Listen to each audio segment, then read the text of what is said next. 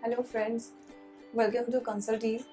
आज हम अपने वीडियो में आपको एक बहुत ही इम्पॉर्टेंट जीएसटी की कंसेप्ट बताएंगे। That is about invoice. Invoice का फॉर्मेट अगर आप चाहें तो हम आपको मेल भी प्रोवाइड कर सकते हैं कि हमारा इनवॉइस जीएसटी में किस तरीके से दिखेगा। उसके लिए आप प्लीज़ इस चैनल को सब्सक्राइब कीजिए। आप सब्सक्राइब करेंगे तो हम आपको मेल भी प्रोवाइड करा देंगे। आप अपनी ईमेल आईडी हमें कमेंट पर लिख सकते हैं। साथ में आप कोई भी क्वेरी या क्वेश्चन भी हमें कमेंट में पूछ सकते हैं। तो इनवॉइस इम्पॉर्टेंट क्यों है? क्योंकि आपकी रिटर्न के अंदर जो इन्फॉर्मेशन जानी है वो आपको इनवॉइस से ही मिलेंगी। अगर आपने इनवॉइस ठीक ठीक बना लिया और आपने इनवॉइस सही समय पे सही तरीके से उसको मेंटेन किया तो आपकी रिटर्न फाइलिंग, अकाउंटिंग जीएसटी के अंदर बहुत इजी हो जाएगी। तो जीएसटी का जो इनवॉइस है उसको फॉर्मेट आपको कुछ ऐसा दिखेगा। ये इसके अंदर जो फील्ड हमें दिखाने हैं, जो फील्ड हमें इम्पॉर्टेंट हैं बताने हैं अपने जीएसटी इनवॉइस के अंदर, वो आप देख सकते हैं।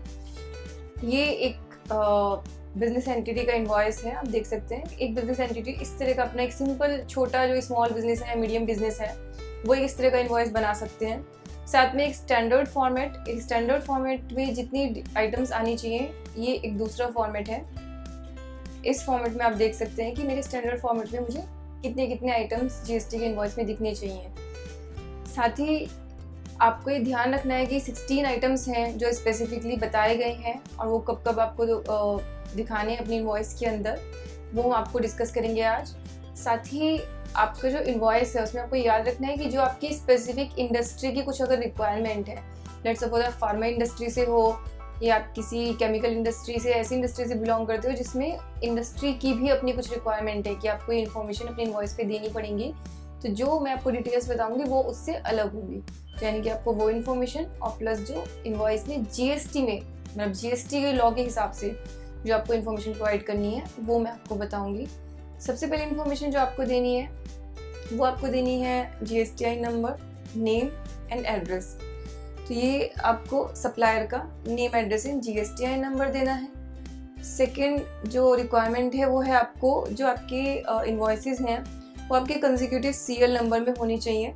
सीरियल नंबर के साथ में आप इनवॉइस पे चाहो तो ईयर मेंशन कर सकते हो, तो आप बैकस्लैश यूज़ कर सकते हो, इन्वर्टेड कॉमा यूज़ कर सकते हैं वो सब शो करने के लिए। थर्ड जो हमारी इंपॉर्टेंट रिक्वायरमेंट है वो है डेट ऑफ इशू। इनवॉइस की date of issue very important, वो आपको हर इनवॉइस पे मेंशन करनी होगी। साथ में name, address and GSTIN of the recipient.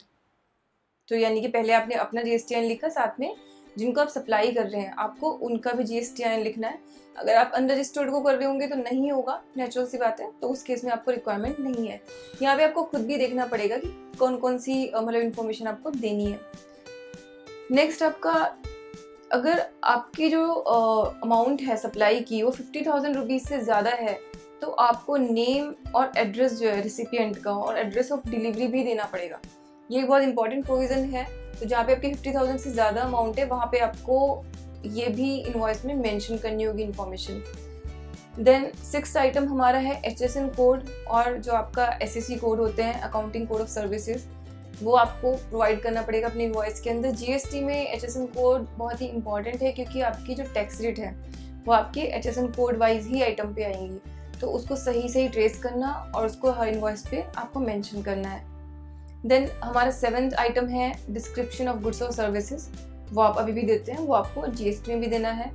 Then quantity goods के केस में, और अगर या फिर यूनिट्स और सर्विसेज के केस में आपको क्वांटिटी देने की ज़रूरत नहीं है, लेकिन गुड्स के केस में आपको उसकी क्वांटिटी किलोज में या किसी भी यूनिट में, नंबर्स में आपको देनी है। 9th इन्फॉर्मेशन आपकी total value of supply of goods और सर्विसेज और बोथ्स। आपको ये ध्यान रखना है कि यहाँ पे एक ही इनवॉइस के अंदर पहले आपको गुड्स का इनवॉइस अलग करता था, सर्विसेज का आप सर्विस टैक्स में काटते थे, लेकिन यहाँ पे आपके गुड्स की और इनवॉइस के इकट्ठे, गुड्स की और सर्विसेज के आपके इकट्ठा इनवॉइस कटेगा, तो आपको दोनों की वैल्यू यहाँ पे देनी है। नेक्स्ट आपकी taxable value of supply of goods और सर्विसेज, जो आपने डिस्काउंट या अबेटमेंट कुछ अगर दी है तो वो भी आपको इनवॉइस पे मेंशन करनी है अगर आपने कोई डिस्काउंट दिया है उसमें तो। देन हमारा 11th आइटम है आपका rate of tax. Rate of tax आपका क्या है वो आपको इनवॉइस पे मेंशन करना है। अलग अलग प्रोडक्ट का अलग अलग स्टेट्स में अलग अलग रेट्स हो सकते हैं, तो वो आपको मेंशन करना है इनवॉइस पे। अमाउंट जो आपने चार्ज की है टैक्स की वो आपको यहाँ पे बतानी है। Then place of supply along with the name and state. अगर आपकी इंटर स्टेट ट्रेड और कॉमर्स में आपको सप्लाई कर रहे हो तो आपको प्लेस ऑफ सप्लाई बताना है। अगर आपको याद हो तो आप देखेंगे जो आपका रिटर्न का फॉर्मेट है, प्लेस ऑफ सप्लाई आपको वहाँ पे भी मेंशन करना है। तो अगर आप इनवॉइस में नहीं देखेंगे, इनवॉइस काटते वक्त उस बात का ध्यान नहीं रखेंगे तो आप फिर रिटर्न में भी नहीं दे पाएंगे। तो ये भी आपको इनवॉइस में मेंशन करना है। जहाँ पे आपका एड्रेस ऑफ डिलीवरी, आपके जो नॉर्मल एड्रेस है यानी कि आपका जो प्लेस ऑफ सप्लाई से अलग है, तो आपको एड्रेस ऑफ डिलीवरी भी लिखना है। एड्रेस ऑफ डिलीवरी क्या कैसे हो सकता है अलग? जो आपकी bill to ship to transaction है, वहाँ पे आपका क्या होगा, डिलीवरी आप कहीं और करोगे जबकि आपका प्लेस ऑफ सप्लाई कहीं और होगा। जिससे आपको ऑर्डर मिला, आपका प्लेस ऑफ सप्लाई वहाँ पे माना जाएगा, आपके जो रूल्स हैं हमारे सप्लाई ऑफ गुड्स के प्लेस के, उसके अकॉर्डिंग। और यहाँ पे आपका एड्रेस अलग होगा, तो यहाँ पे आपको दोनों एड्रेसेस मेंशन करने हैं उस केस में। अगर आपका टैक्स रिवर्स चार्ज पे पेबल है तो आपको ये भी स्पेशली मेंशन करना पड़ेगा कि आपने टैक्स रिवर्स चार्ज में पे किया है। आपको ये ध्यान रखना है कि इस केस में आप ही इनवॉइस काट रहे हो और आप भी टैक्स पे कर रहे हो, तो यहाँ पे आपको रिवर्स चार्ज मेंशन करना पड़ेगा स्पेशली। लास्ट आइटम हमारा है सिग्नेचर या डिजिटल सिग्नेचर। किसी भी ऑथराइज्ड के आपको सिग्नेचर या डिजिटल सिग्नेचर देने हैं।